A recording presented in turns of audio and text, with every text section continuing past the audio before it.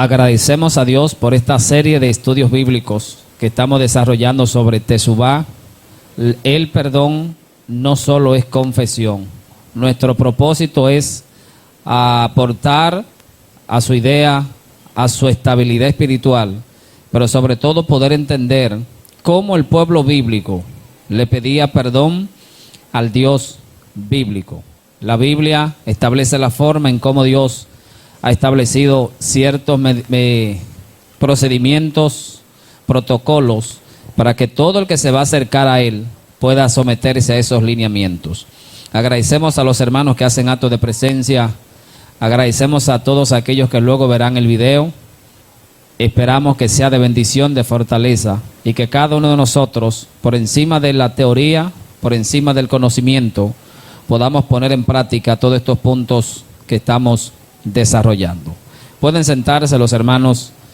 No voy a tener ningún texto principal de apertura, porque hoy vamos a continuar, y es el cierre de esta serie llamada Teshuvá. El perdón no solo es confesión. Y hemos visto diferentes puntos, diferentes planteamientos sobre el Teshuvá. Y creo que a través de las redes o a través de la prédica en audio, usted puede reflexionar, memorizar o recordar lo que hemos impartido, como también los hermanos que no pudieron estar presentes en algún estudio pueden actualizarse. Nuestro deseo ya hoy es terminar, a menos que Dios ponga en nosotros un nuevo sentir de desarrollar un tema adicional. Hoy es posible que el estudio sea un poco más extenso que los demás, porque hay 5 elementos ya hablando de lleno en el Teshuvá, y hemos visto 2 de esos elementos, que fue el pasado estudio del martes, y hoy queremos desarrollar los 3 faltantes.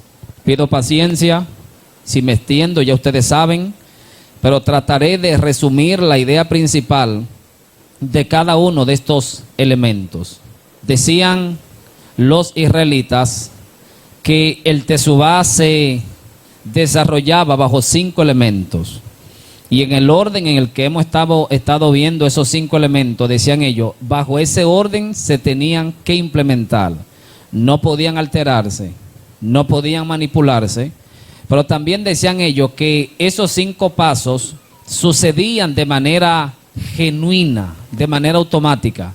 No era que usted decidía hacerlo, sino que ellos entendían que toda persona que realmente quería pedir perdón a Dios, esos 5 elementos estaban siempre presentes.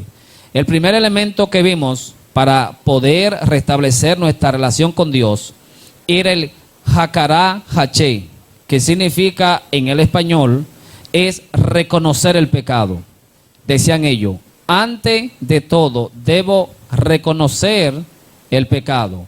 Ya lo hemos visto en detalle en el estudio anterior, y para no alargar más no voy a abordar al respecto. El segundo paso, decían ellos, que era entonces el Asibá Haché, y ellos daban a entender que durante ese concepto lo que se quería transmitir era que el pecado tenía que remorder a la persona que había pecado. Es decir, en primer lugar, yo identificaba lo malo que hice. En segundo lugar, lo malo que hice me tenía que doler. Ellos expresaban que el remordimiento era un paso importante, porque a quien no le dolía el pecado, decían ellos, iba a continuar en el pecado. Por eso es que podemos, a nivel de ilustración, comparar que el primer paso del arrepentimiento ocupa la mente. Yo conozco el pecado. Lo segundo es que el pecado, o en el segundo paso, ocupa el corazón. Yo siento pesar por el pecado. Hace mucho, ya un tiempo de unos cuantos años, se comenzó en la iglesia a decir, los que oran mucho están emocionados. Y gente, yo escuchaba diciendo, porque cuando alguien comenzaba a orar mucho, a predicar mucho, o a hacer algo de Dios más de lo normal, la gente comenzaba a decir, fulano está emocionado, fulano está en la emoción. De igual manera, muchas veces cuando el Espíritu Santo se manifiesta en la iglesia, y las personas lo sienten de manera distintas. Hay quienes dicen, tú lo que estás es emocionado.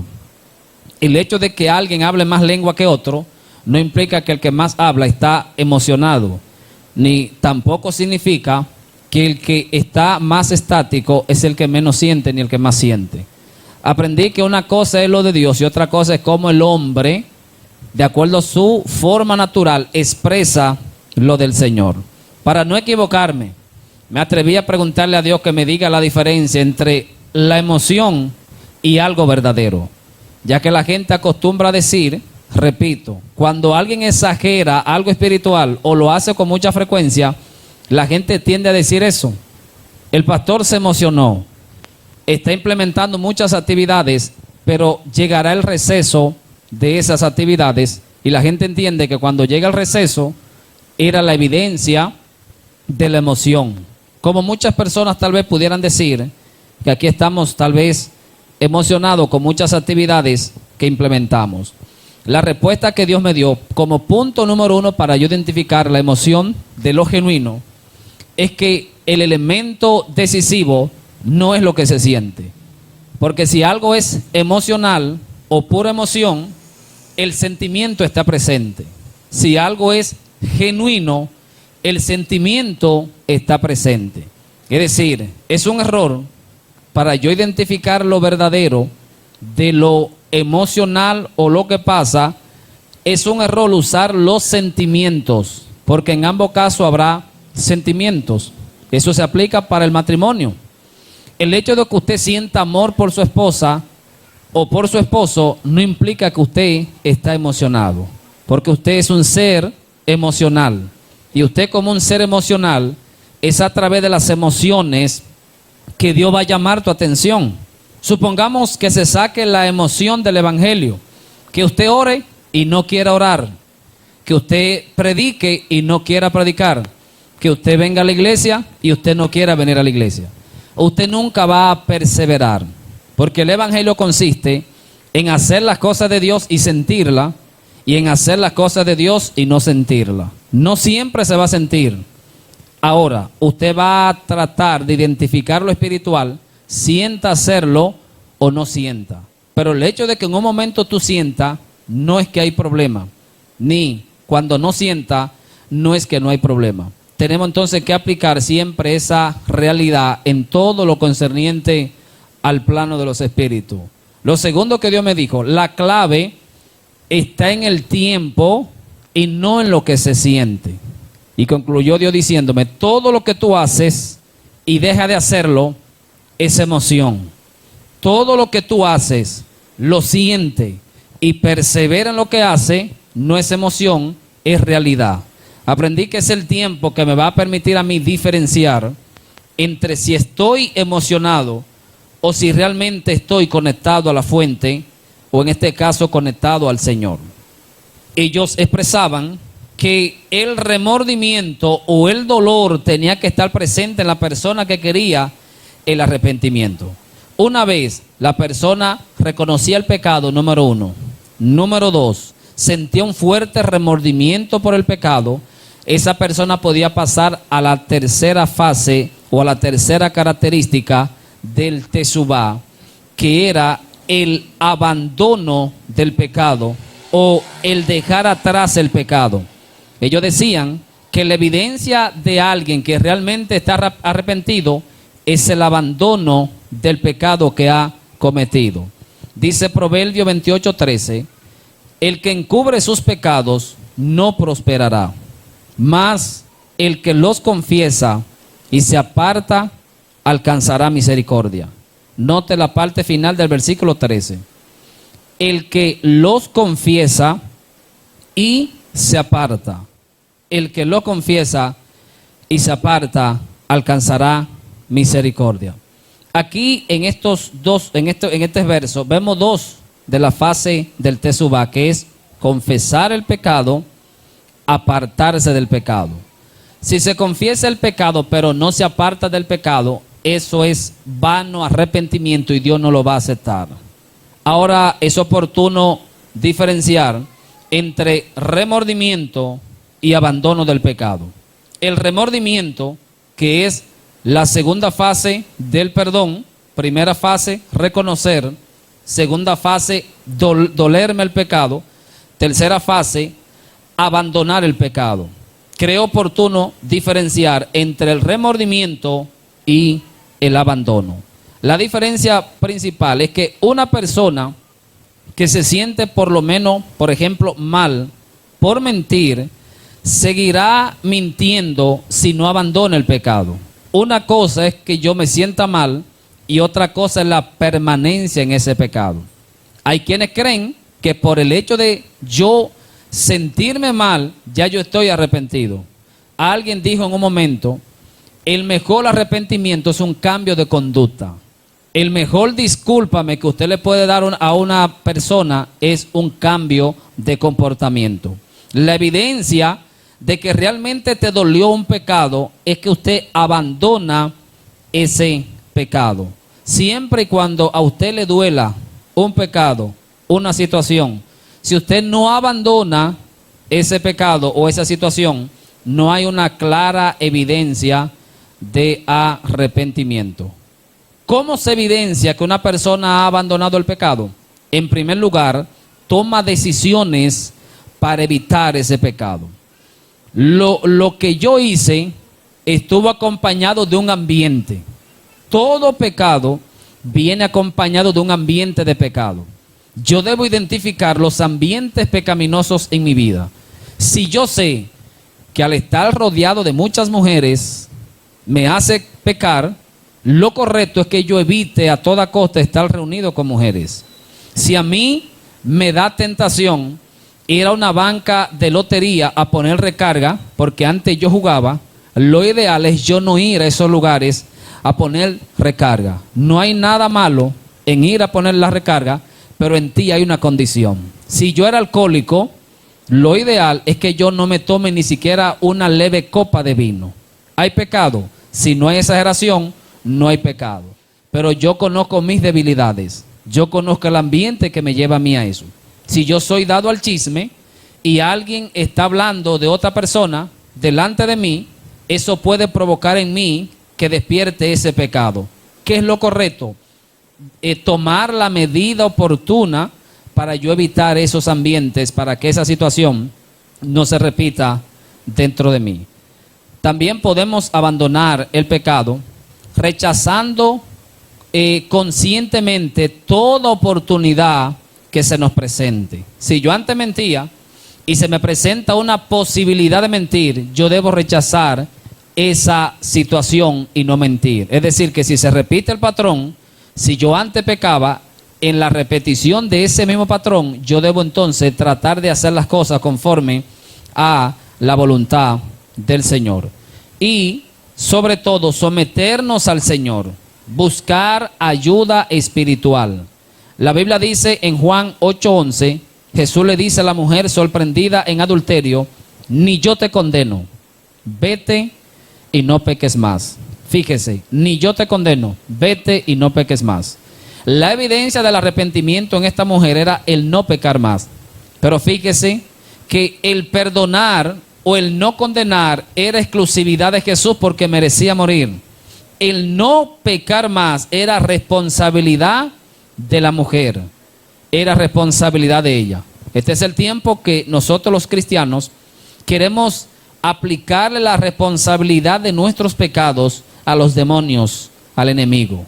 La Biblia nos enseña que la carne no se reprende, la carne se crucifica. Por eso todo pecado que esté en la carne, usted puede pasar todo el día y toda la noche reprendiendo al diablo y a sus demonios y esos pecados estarán ahí, porque la carne se vence con la cruz de Cristo. El pecado se perdona con la sangre de Cristo. Por eso la Biblia establece una clara diferencia entre pecado con S y pecado sin S. El pecado con S es un aspecto de la sangre de Cristo. El pecado sin S es un aspecto de la cruz de Cristo. La iglesia necesita tanto la sangre como la cruz de Cristo, porque el pecado sin S no habla de un solo pecado, habla de la inclinación hacia el pecado. Y los pecados con S no habla de pluralidad, habla de hechos concretos. Es decir, necesito perdón de hechos concretos, necesito liberación de la inclinación hacia el pecado. Por eso Cristo dice que cada día tenemos que cargar nuestra cruz y seguirlo. No hay ni un pasaje bíblico que diga que usted cada día debe aplicar la sangre de Cristo sobre tu vida. Porque lo que se entiende que la sangre se necesita una sola vez, por eso Cristo muere una sola vez, pero cuando se va a hablar de la cruz, Cristo dice, cada día debe cargar la cruz, porque usted necesita el rocío de la sangre una sola vez en su vida, pero la cruz de Cristo la necesita todos los días de su vida, porque mientras ya yo he sido perdonado por los hechos concretos, o, por poner un ejemplo, usted se convirtió porque usted sabía que era pecador, porque usted sabía que tenía muchas cosas que a Dios no le agradaban. Después que comenzó en el evangelio, se dio cuenta que lo malo no era lo que usted hacía. Usted se dio cuenta que el malo era tú. El malo era tú y toda tu mente, todo tu corazón es malo. Y usted ahora debe cada día que crucificarlo en la cruz de Cristo Jesús para que ese hombre no quiera volver a salir. Cuando la iglesia se apropia de las verdades bíblicas, la iglesia puede seguir adelante y abandonar toda clase de pecado. ¿Cuáles son los obstáculos que las personas mayormente implementan o se encuentran o tienen que luchar para abandonar el pecado? Primero, falta de convicción real. Hasta que usted no sepa que el pecado es grave, usted no lo va a dejar. Recuerde, no hay pecado grande ni pecado chiquito delante de Dios en el sentido de importancia.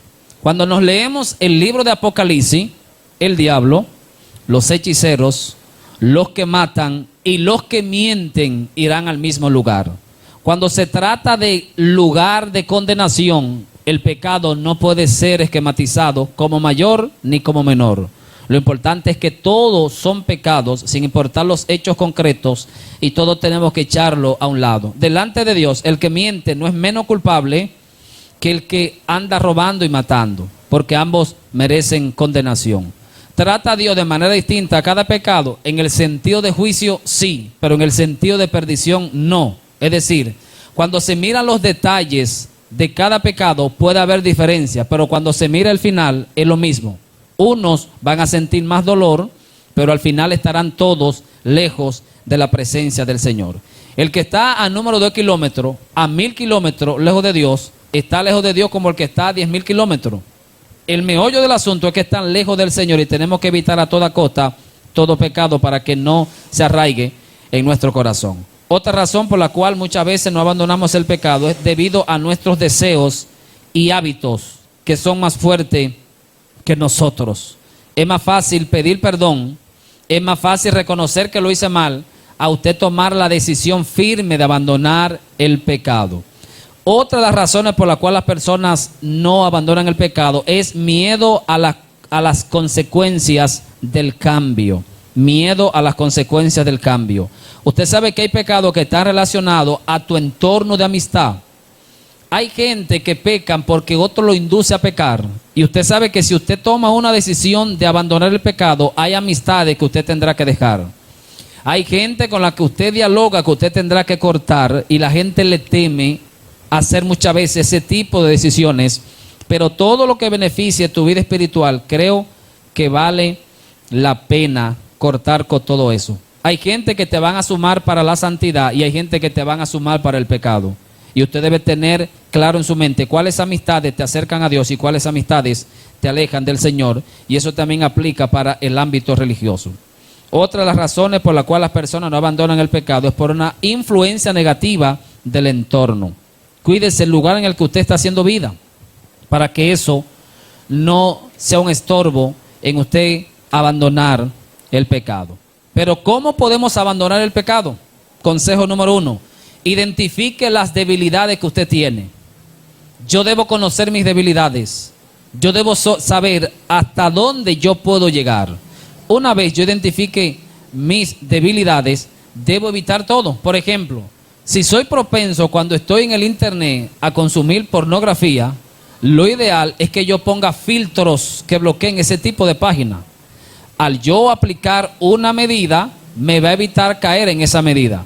No haga lo que hacía un hermano, que cada vez que el culto se acababa, ese hermano se iba al bar de la ciudad.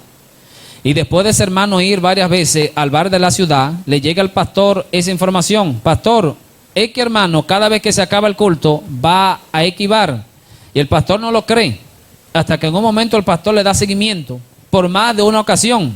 Porque yo siempre he dicho que el ladrón no es el que roba, el ladrón es el que frecuenta al robar. Porque yo puedo equivocarme, tener un desliz en un momento, y yo creo que no se puede partir de un hecho concreto para generalizar. Es la conducta repetitiva que me permite identificar a alguien como eso. Todos caemos, pero nos levantamos. Pero el que coincide en algo demuestra que tiene esa característica. Y después del pastor comprobar esta realidad en este hermano, se le acerca y le dice: mi hermano, ¿qué tú haces aquí en este bar donde lo que hay mucha perdición y muchas mujeres vestidas de manera inadecuada? La respuesta de este creyente o de este hijo de la iglesia era que estaba en ese lugar buscando una tentación para vencerla. Bíblicamente hablando, las tentaciones no se enfrentan. Usted huye de las tentaciones. El único enemigo que usted debe enfrentar es el diablo y es la carne. Pero las tentaciones se vencen huyendo. Todo aquel que enfrenta una tentación va a ser vencido por la tentación. Porque el término tentación implica que es algo que te provoca. ¿Cómo yo lo voy a hacer frente a lo que me provoca? Lo ideal es salir corriendo a lo que me provoca, porque es la única manera de yo vencer ese tipo de tentación. Debo identificar las debilidades en mí para tomar las medidas oportunas. Si ya yo sé que cada vez que a mí me dicen un consejo, yo tiendo a decirlo, o alguien de confianza me dice algo, yo tiendo a decirlo, yo jamás debo permitir, si soy líder o si soy hermano, que alguien me diga algo personal de nadie. Porque yo conozco mis debilidades. No hay ningún problema en yo saber, pero yo digo: pastor, no me meta a mí en consejería. No me entre a mí en ese tipo de liderazgo que se le dan todas las informaciones delicadas de los hermanos, porque yo conozco mi debilidad y no quiero verme puesto. Usted tiene la prerrogativa de saber a qué equipo tú o yo podemos pertenecer. Otra de las maneras de abandonar el pecado es buscar apoyo de otros creyentes. Tener a alguien con quien rendir cuenta nos puede ayudar mucho. Hablar de tus debilidades con otro te va a ayudar. No porque hay una fórmula mágica en hablar, sino cuando usted habla, usted se libera y puede escuchar el consejo de la otra persona. Fortalezca su relación con Dios. Recuerde las consecuencias del pecado. Piense, usted va a afectar el corazón de Dios. ¿Acaso quiere usted fallarle a Dios? ¿Acaso quiere usted herir el corazón del Creador? Si la respuesta es no, entonces eso te va a ayudar a tomar carta en el asunto y hacer todo lo posible por tu restauración en el Señor. Y sobre todo, dependa del poder del Espíritu Santo. Dice Romanos 8:13: si por el Espíritu hacen morir las obras de la carne, viviréis. Si por el Espíritu hacen morir las obras de la carne, viviréis. El Espíritu Santo nos dará la fuerza para vencer cualquier tipo de pecado, sin importar la inmensidad de ese pecado. En el Nuevo Testamento vemos algunos ejemplos de personas que abandonaron el pecado, o algunos consejos sobre abandonar el pecado. Jesús dice en Lucas 9:62: ninguno que, poniendo su mano en el arado, mira hacia atrás, es apto para el reino de Dios. Si usted mira hacia atrás, no es digno del reino de Dios. Pablo en Efesios 4:22 al 24, nos llama a despojarnos del viejo hombre y vestirnos del nuevo. Fíjese que tanto como despojarnos como vestirnos es una responsabilidad directa del sujeto. Usted es el que se libera del viejo hombre y usted es el que se debe vestir del nuevo hombre. Segunda de Corintios 5:17 dice: si alguno está en Cristo, nueva criatura es. Las cosas viejas pasaron y aquí todas son hechas nuevas. Los beneficios de restaurar su relación con Dios o abandonar el pecado, está la restauración de la relación con Dios según Isaías 59:2. Eso te da paz interior y libertad espiritual según Juan 8:36. Te da un testimonio poderoso ante otros según Mateo 5:16. Protección contra futuras caídas según Efesios 6:1. Y es uno de los requisitos para poder recibir las bendiciones de Dios según Deuteronomio 28:1 y 2. Cuando una persona deja el pecado, comienza a experimentar una vida espiritual más plena y en sintonía con la voluntad de Dios. Una vez una persona reconoce el pecado, una vez una persona siente dolor por el pecado, una vez una persona abandona el pecado, es que puede pasar entonces a la confesión del pecado. La iglesia de este tiempo ha invertido el orden de la costumbre de Israel. Fíjense que desde que una persona peca, lo primero que hace es pedir perdón. Para los judíos, el pedir perdón era el cuarto paso, no era el primer paso. Es decir, que una vez ellos le fallaban a Dios, ellos no iban urgentemente a pedir perdón o a confesar el pecado. Ahora, ellos internamente sí reconocían que estaban mal. Tomaban la decisión interna, ellos de hacer la paz con Dios. Pero luego en el vidui o en la confesión del pecado era que ellos hablaban verbalmente, valga la redundancia, de su pecado o del pecado cometido. Ellos decían, si ya reconocí el pecado, si ya sentí dolor por el pecado, si ya abandoné el pecado, ahora yo debo confesar. Cuando la Biblia habla de confesar en el contexto de cualquier verso, es abrir nuestros labios. Eso de la oración de confesión, no hay ninguna base bíblica para la famosa oración del pecador. La iglesia hace la oración del pecador porque se supone que el pecador no sabe orar y lo vamos a guiar para hablar con Dios. Pero para usted arrepentirse, usted no tiene que repetir esa oración. Usted internamente puede hablar con Dios como usted le plazca hacer, o usted decir, Señor, perdóname, he pecado, ya eso es suficiente. Ellos, para los judíos, el confesar el pecado de manera verbal era una evidencia de humildad. Y ellos decían, esto es importante porque las personas van a recibir perdón en la medida que confiesan sus pecados. Dice Levítico 5:5, cuando pecare en alguna de estas cosas, confesará aquello en que pecó. Fíjese, confesará aquello en que pecó. Proverbio 28:13, el que encubre sus pecados no prosperará, mas el que los confiesa y se aparta de ello, alcanzará misericordia.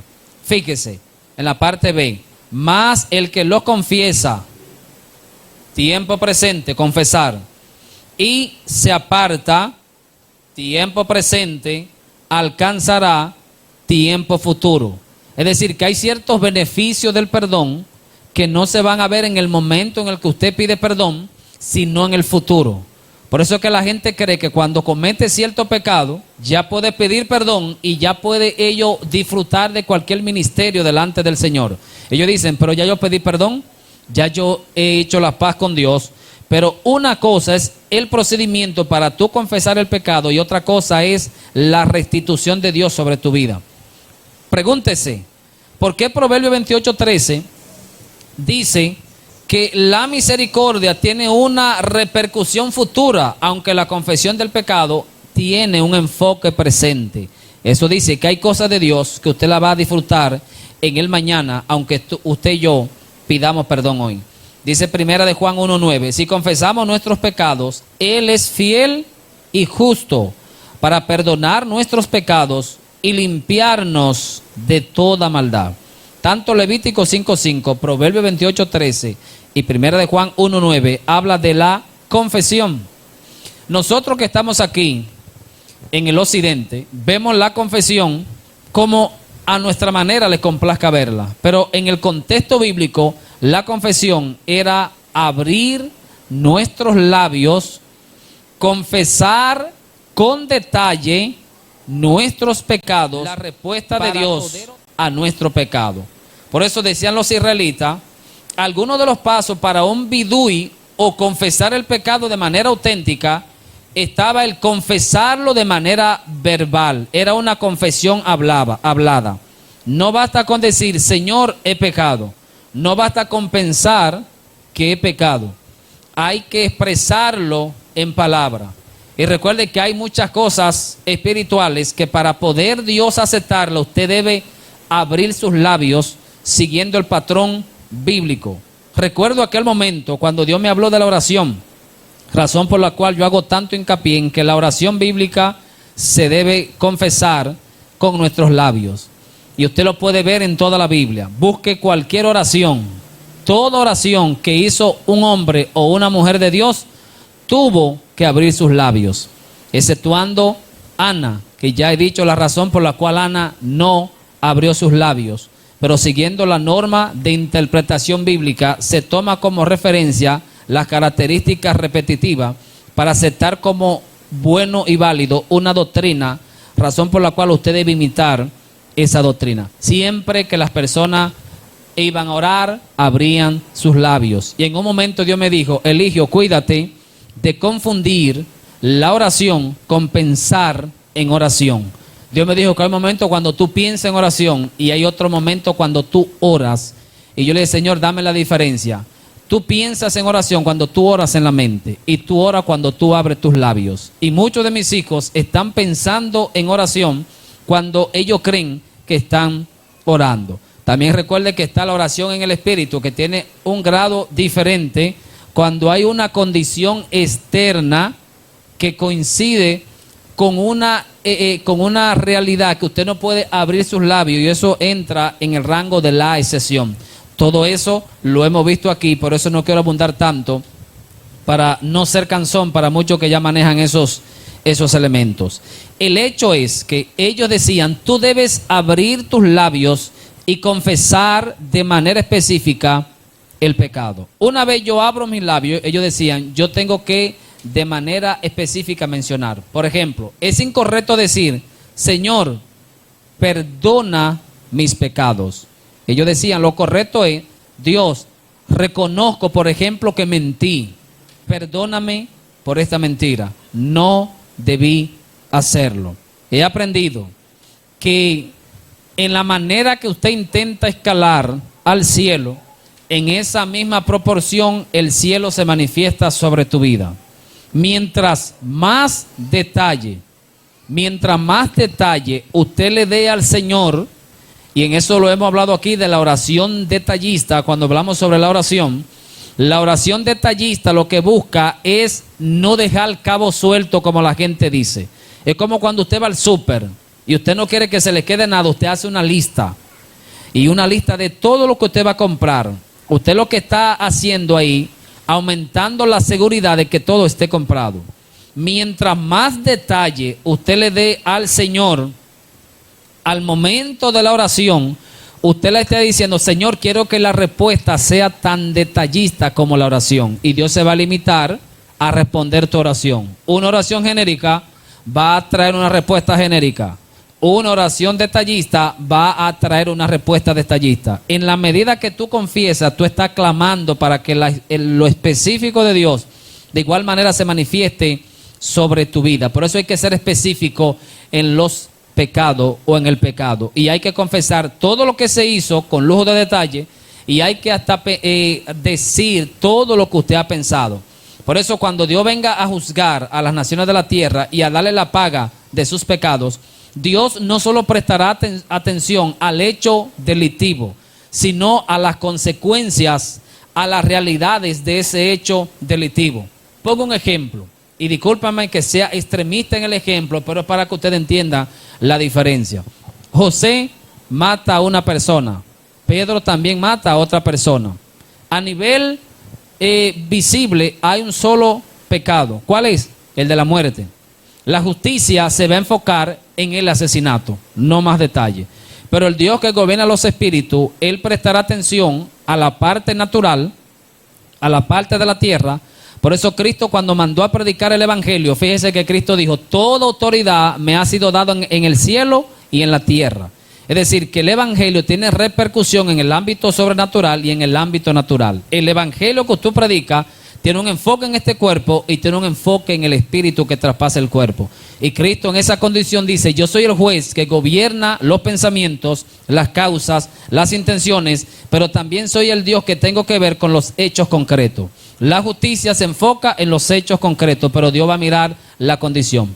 Supongamos que estas dos personas, una de ellas mató a esa otra persona porque esa otra persona le mató a su papá, le mató a su mamá, le mató a sus 5 hermanos, le robó, difamó su testimonio. internamente ese asesino tiene raíz de amargura y condiciones que tal vez el otro no tiene. Cuando Dios venga a juzgar a esa persona, Dios no se va a enfocar en ese hecho pecaminoso, sino en la realidad interna, en los pecados que nadie conoce, que solo lo conoce Él. Por eso, en el día de la condenación, habrá una mayor condenación para esa persona que para aquel que mató a esa otra persona solamente porque lo odiaba. Toda la realidad espiritual de la persona al momento de cometer el asesinato va a ser juzgada delante del Señor, porque Dios prestará atención a cada pecado de manera específica. Dios no hace juicios generales, Dios hace juicios específicos. Y usted sabía que en la medida que Dios emite un juicio, la condenación no está delimitada por el lugar de la condenación, sino por las cosas específicas de Dios al condenar a la persona. Todos pueden estar en el lago de fuego, pero la conciencia de cada uno se va a despertar en la medida que Dios toque las conciencias. Siguiendo el ejemplo, el que tiene esas 5 o 6 razones, Dios en esas 5 o 6 razones, su conciencia se va a activar. Por eso habrá una mayor condenación a nivel de conciencia para el que se le activó en esos 5 casos que para aquel que se le activó en un solo caso. Lo espiritual es tan complejo que me dice a mí que no solo debo prestar atención al hecho que he cometido, sino de manera específica comenzar a identificar cada detalle. En la medida que pronuncio cada detalle, no es para poner a Dios al conocimiento, es para permitir que la precisión y la exactitud de Dios venga al respeto. Pregúntese, ¿por qué cuando usted aceptó a Cristo Dios te salvó? ¿Por qué el que está enfermo y a Dios le place sanarlo, por qué Dios lo sana? Aquel que está pasando una situación familiar, ¿por qué Dios opera? Fíjese que la respuesta de la oración o la visita del cielo sobre la tierra es proporcional a la oración específica. Yo no he visto a nadie que ore para que Dios le dé un carro y Dios le dé algo distinto al carro. Siempre la respuesta de Dios estará limitada por la información que tú le dé a Dios en necesidad. Eso me dice a mí que de igual manera la precisión mía al detallarle a Dios todo lo que he cometido va a permitir que de manera específica Dios trate por cada una de las situaciones que he comentado. Tenemos que aprender a confesar nuestros pecados de manera específica, de manera detallada, no de manera general. Alguien dice o alguien dijo, Dios conoce las cosas, no tengo por qué darle detalle. Y yo le dije, el Dios que tú dices que conoce todas las cosas, Él sabe tus necesidades, por ende no ore ni pierda tu tiempo orando, porque ya Él sabe antes de tú pedir la oración. Hay que reconocer la gravedad del pecado, no minimicemos el pecado. El pecado es pecado y se debe llamar como tal si usted quiere realmente confesar el pecado. Si minimizamos el pecado, vamos a minimizar la confesión. Eso fue una simple mentira. Eso fue un simple pensamiento que me pasó por la mente, pero no lo ejecuté. Usted sabía que el Dios que es espíritu, los pensamientos se convierten en voces. Para usted identificar algo en el plano natural, se debe hacer algo en el plano natural. Por ejemplo, si usted tiene un odio contra mí, hasta que usted no hace algo específico, yo no me doy cuenta. Me cortaste los ojos, te pedí un favor, me dijiste que no, te di el saludo y me lo rechazaste. Como yo estoy limitado por lo que veo, por los hechos concretos, usted debe hacer un hecho específico para yo identificar lo que tú haces. Pero Dios que es espíritu vive escuchando tu mente. Dios que es espíritu vive escuchando tus pensamientos, tu corazón, todas esas voces. Y por eso debemos prestar atención al pecado sin importar la gravedad que para mí pudiera tener ese pecado. También tenemos que hacerlo con humildad. Dice el Salmo 51:17. Al corazón contrito y humillado no despreciará tú, oh Dios. Ejemplo de personas que practicaron el vidui o la confesión en la Biblia. Salmo 51. Después que David pecó con Betsabé y mató a Uría, David confesó su pecado.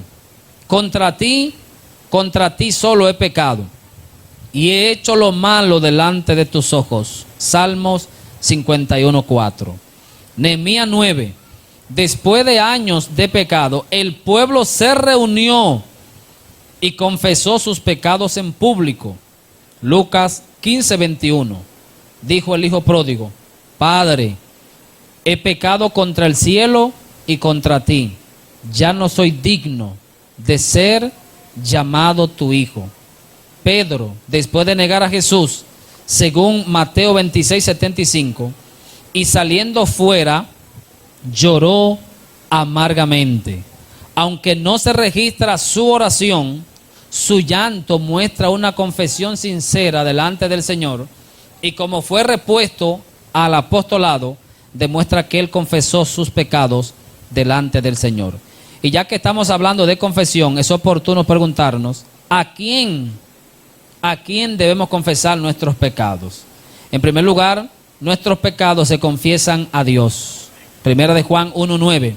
Si confesamos nuestros pecados, Él es fiel y justo para perdonar nuestros pecados y limpiarnos de toda maldad. Nuestros pecados se le deben confesar a Dios. Segundo, los pecados se le deben confesar a la persona afectada. Si usted pecó contra mí, me debe pedir perdón a mí. Si yo pequé contra ti, te debo pedir perdón a ti. Mateo 5, 23 y 24. Jesús enseña que si alguien tiene algo contra nosotros, debemos reconciliarnos antes de presentar nuestra ofrenda a Dios. Fíjese que cuando la Biblia habla en Mateo 5, 23, 24 sobre el perdón, y cuando yo escudriñé ese pasaje, ¿quién es el que debe pedir perdón? En conclusión, ¿sabe quién es el que pide perdón? No es el ofendido, no es el que hirió. El que pide perdón es el primero que vaya a la presencia del Señor. El primero de los dos que vaya a orar debe recordar, verdad, que fulano tiene algo contra mí, o yo también puedo tener algo contra ese hermano. A nosotros nos encanta mucho el Dios vertical, pero no el Dios horizontal. A la gente le encanta hablar de Dios al desnudo, pero cuando Dios se disfraza, la gente no identifica. El Dios que es espíritu te dice, adórame al desnudo, pero el Dios que es espíritu también te dice, adórame disfrazado de carnalidad. Es fácil decir yo amo a Dios y aborrecer a mi hermano. Entonces usted no puede decir, ni yo decir que amo a Dios cuando yo aborrezco a mi hermano. A eso yo le llamo el Dios vertical, que es tú y Dios, y el Dios horizontal es Dios en mí. Usted tiene que amar a Dios en mí y yo amar a Dios en ti, porque es más fácil yo amar lo que tú portas de Dios que yo amar la esencia de Dios. Porque que yo digo, cada cristiano tiene un pedazo de Dios metido dentro. Cada cristiano tiene una porción del Dios creador. La porción que tú tienes de Dios nunca será más exigente que la esencia de Dios. Si yo soy un pastor extremista en muchas cosas y usted dice yo soy un extremista, si Dios te pasa lista, al lado derecho está Dios y al lado izquierdo soy yo. Yo comienzo a decirte todo lo que tú tienes que hacer para Dios. Antes de yo terminar de abrir la boca, ya yo terminé todos mis requisitos y va Dios a pedirte muchos requisitos. Porque tal vez, por citar un ejemplo, yo te digo, debes llegar temprano a la iglesia, más tardar a las 7 en punto. Si Dios te habla de la puntualidad, Dios te va a decir, no solamente debes llegar puntual, sino que la intensidad que tú sientes al llegar, debe tenerlo presente. Yo no sé los pensamientos que llegan ustedes cuando están aquí, pero Dios lo sabe. Dios te va a decir, yo quiero que mientras tú estés aquí puntual, todos esos pensamientos que te llegan, échalo a un lado.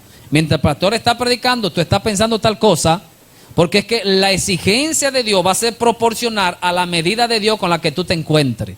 Si tú te encuentras con Dios solamente con la parte que yo porto, eso es una exigencia limitada y usted nunca será perfecto. En la medida que Dios te hable a ti de manera directa, usted se va a dar cuenta que los requisitos que te pide alguien que porta a Dios no son nada con los requisitos que Dios mismo te pide. Por eso yo mido el nivel de espiritualidad de una persona en la medida que él cumple o trata de cumplir los requisitos que le pide a alguien que tenga a Dios, siempre y cuando esos requisitos no vayan en contra de la Biblia. Pero si a ti alguien te habla de la Biblia y alguien te exige una realidad bíblica, usted no puede decir que esa persona se le está poniendo difícil, porque es que Dios dice aquí claramente, ve, reconcíliate con tu hermano. Es decir, si no hay coinonía entre yo y el Dios horizontal, no puede haber coinonía entre yo y el Dios vertical. Primero Dios te dice, complace a tu hermano porque él también tiene una parte mía y esa parte mía en él exige algo. Lo primero que Dios hace entonces es ver si hay compañerismo entre las distintas partes de él vertidas en la tierra. Imagínese, si yo le digo al hijo mío, Aldel, yo quiero que mañana tú hagas una tarea. Aldiel, haz una tarea con tu hermanito. Dahara, haz lo mismo. Una vez ustedes hagan eso, ustedes van a poder complacerme a mí en una exigencia mayor. Supongamos que a ellos les guste jugar, por ende les gusta jugar. Si ellos no se ponen de acuerdo en un simple juego, ¿ustedes creen que se van a poner de acuerdo que yo lo mande a organizar la casa? Que yo lo mande al colmado a hacer una diligencia. Si lo que es de su mundo, en lo que yo introduzco de mis requisitos en su mundo, ellos fallan. Cuando Dios intente sacarme a mí de mi mundo y meterme a mí en el mundo de él, yo no voy a calificar. Por eso lo primero que Dios dice, la parte mía que tiene ese hermano corresponde a su mundo. Si tú no puedes perdonar al odio que siente un hermano contra ti, ¿qué será si yo te expreso la realidad del infierno, los demonios, cómo te aborrecen, cómo te detestan? Si tú te estás cayendo loco ante la crítica de una gente, si tú piensas lo que el diablo está discerniendo contra ti, ¿qué va a pasar con tu vida? Si las exigencias de tu líder son extremistas, ¿qué será que Dios se te presente como mitad fuego y mitad resplandor? Él exigiéndote la realidad de tu ser.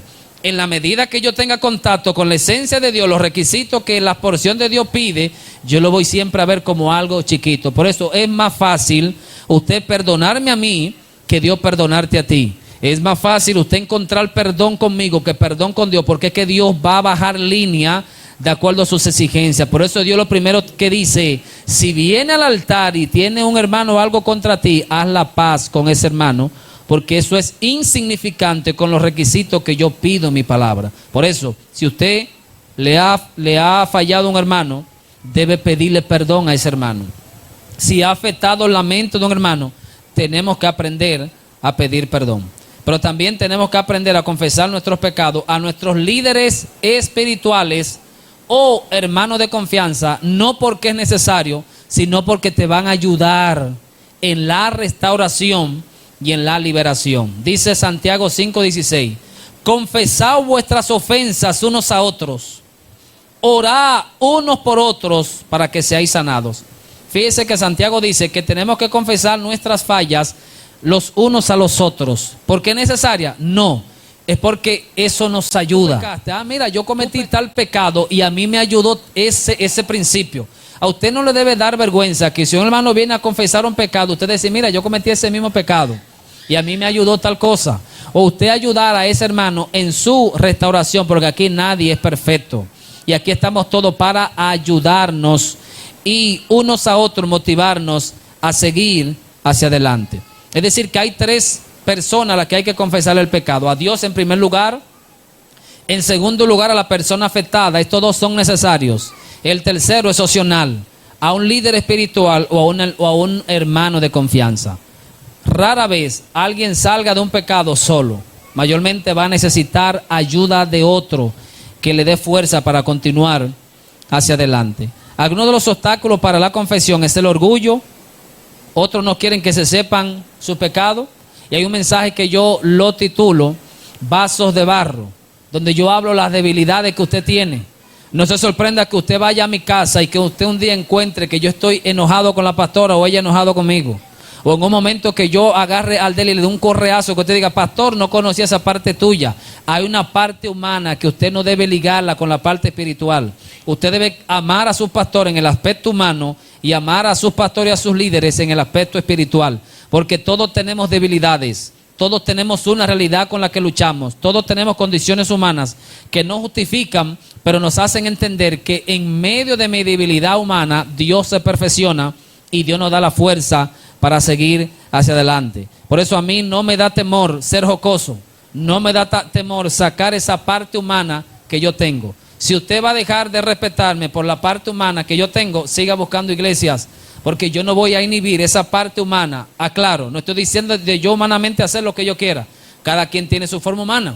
Supongamos la pastora cuando se ríe de manera exagerada. Usted no puede decir, la pastora parece como de manera indecente cuando se ríe. Esa es la forma de ella. Usted no puede decir, el pastor tiene esta forma y a mí no me gusta. Predica tal vez demasiado alterado. Me gusta que predique más quieto. Son formas y yo tengo que aprender a amar al otro cuando en su forma se parezca a mí o cuando en su forma no se parezca a mí. Porque hay ciertas condiciones humanas que usted cada día tiene que tratar de sobrellevar, pero lo más importante es someterse al orden bíblico que Dios ha establecido en su palabra. Alguno u otro de los obstáculos es el miedo a las consecuencias. Al quienes dicen, si confieso mi pecado, se va a hacer de conocimiento público. ¿Y qué van a decir las personas de mí?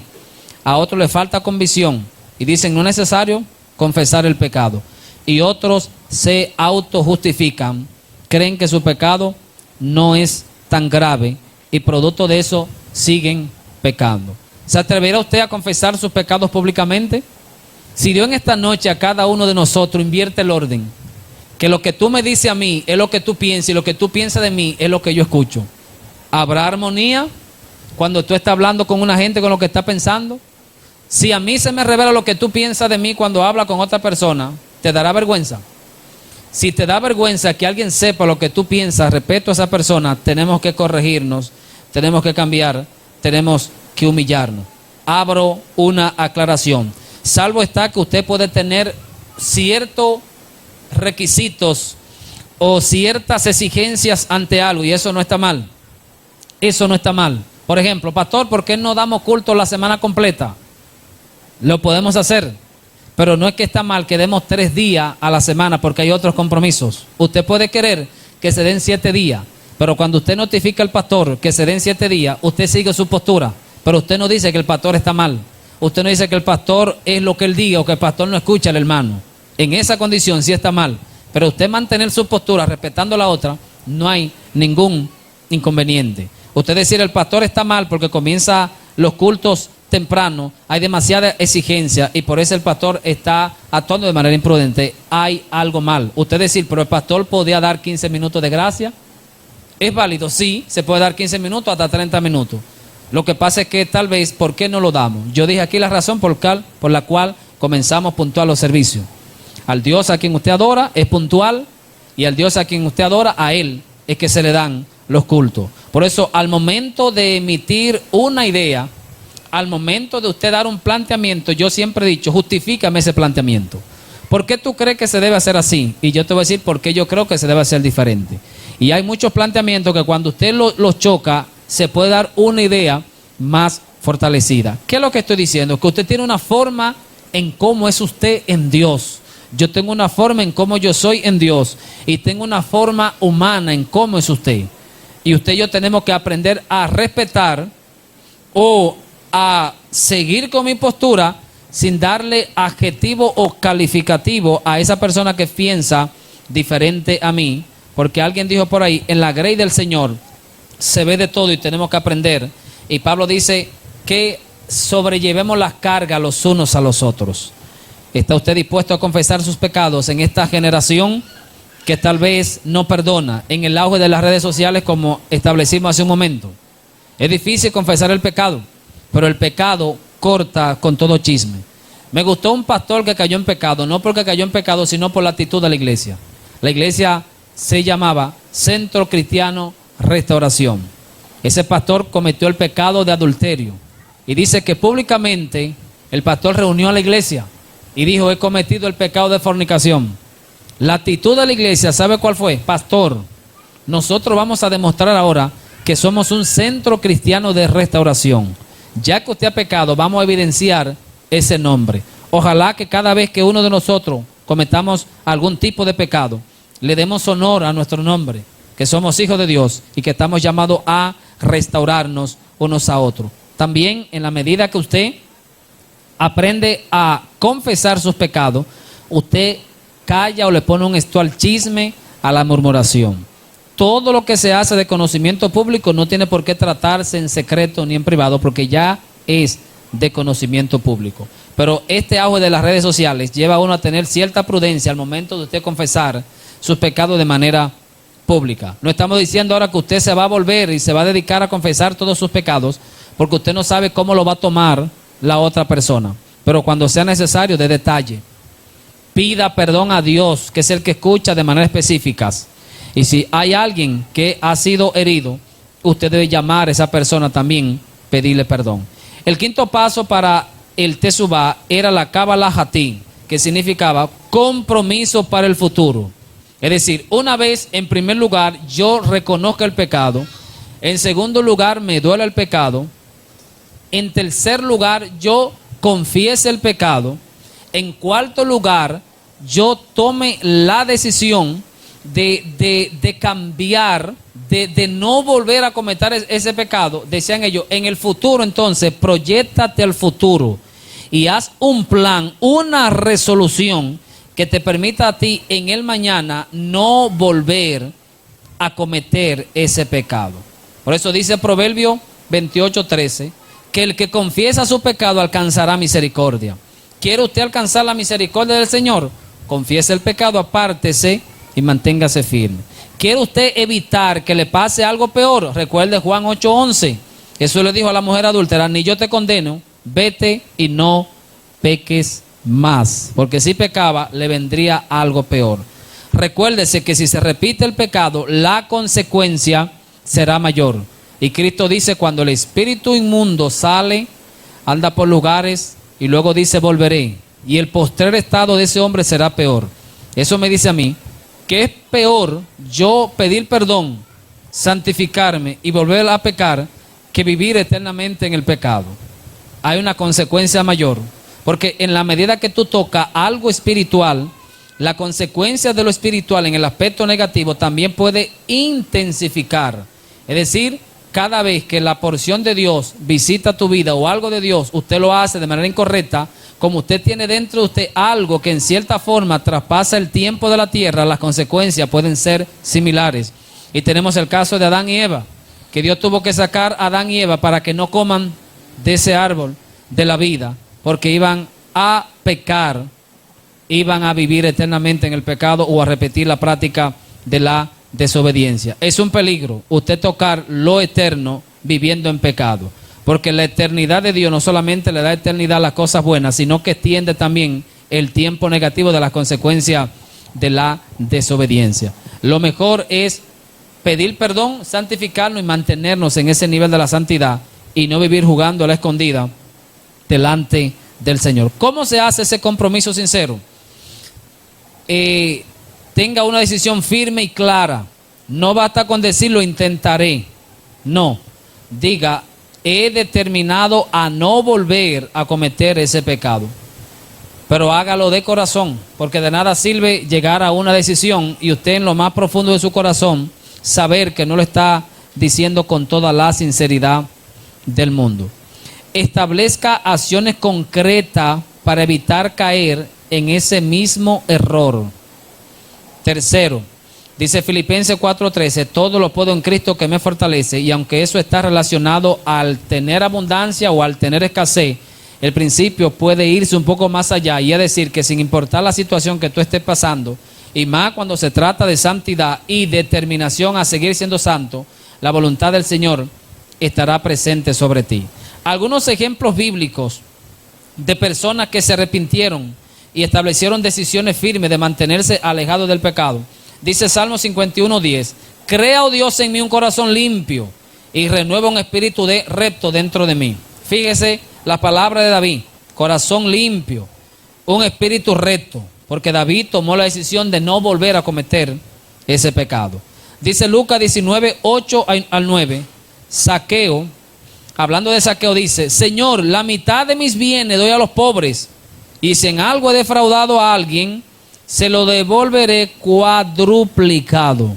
Fíjese que la actitud de Zaqueo era para no volver a repetir el robo o el poder tener dinero, que la naturaleza de la caída va a requerir una restauración similar.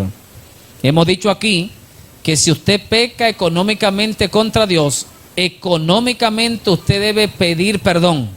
Si usted le falló a Dios en el asunto del dinero, usted debe rectificar económicamente delante del Señor, porque la gente lo que tiende es a creer que la restauración en Dios se va a conseguir con perdón. Por eso el título de esta conferencia o de esta serie de estudios es Teshuvá. El perdón no solo es confesión, no es solamente usted decir, sino que la naturaleza de la herida va a requerir. Pregúntese, ¿por qué Zaqueo tuvo que devolver el dinero, pero lo devolvió cuadruplicado? Porque a quien él le roba, le debe devolver lo que se robó, no con una simple excusa, perdóname ahí. Si usted me ha herido a mí económicamente, debe pedirme perdón económicamente. Si usted le ha pecado a Dios económicamente, debe pedirle a Dios perdón de manera económica. En la medida que usted y yo aprendamos también a manejar la naturaleza del pecado, me va a permitir identificar la naturaleza del perdón. De igual manera vemos a Pedro, que negó a Jesús 3 veces, pero más nunca volvió a negar a Cristo. Eso es una evidencia de que él tomó un compromiso firme de no volver a pecar. Los ninivitas en Jonás 3, cuando Jonás predicó, se arrepintieron, aunque por un tiempo nueva vez volvieron a fallar, pero tomaron la decisión de arrepentirse de lo que estaban haciendo delante del Señor. En resumen, los 5 elementos del Teshuvá son el Hakará Haché, que significa reconocer el pecado. Es como yo hablar una mentira, debo identificar esa mentira. El segundo es el Charatá, que es el arrepentimiento sincero. Una vez identifique el pecado, debe dolerme el pecado. Si no me duele el pecado, no voy a abandonar el pecado, porque hay una relación entre mente y corazón. En la medida que me duele el pecado que he cometido delante del Señor, aumenta la posibilidad de pasar al Hasibá Haché, que es abandonar el pecado. ¿Quiénes abandonan el pecado? Quienes lo reconocen, y quienes les duele el pecado son los que van a abandonar el pecado. Pero una vez usted abandona el pecado, una vez usted ya no siga haciendo lo que está haciendo, usted debe confesar específicamente el pecado. Se le confiesa a Dios y se le confiesa a la persona que usted ha herido, sí aplica. Si no hay ofensa con una persona, no tiene que confesárselo. Y de manera opcional se lo puede confesar a un líder, a su pastor o a un hermano en la fe, para que te ayude en la restauración. Y por último, usted debe entonces hacer un compromiso para el futuro. En la medida que usted toma la decisión de no volver a cometer ese pecado, usted recibe fuerza del Señor para usted poder continuar y seguir hacia adelante. Los israelitas practicaban estos 5 pasos, y estos 5 pasos es de manera general y de manera específica lo que era el Teshuvá. Todo lo que hemos visto hasta hoy y hasta el pasado martes era introducción, era dando alguna pincelada, pero el meollo del Teshuvá eran estos 5 elementos. Decían ellos, si estos 5 elementos están presentes en tu arrepentimiento y en tu perdón con el Señor, usted verdaderamente puede disfrutar de tu restauración y de tu comunión en el Señor. Dios bendiga a las personas que van a compartir este video, y a aquellos hermanos también que van a ser bendecidos una vez lo vean a través de diferentes redes sociales.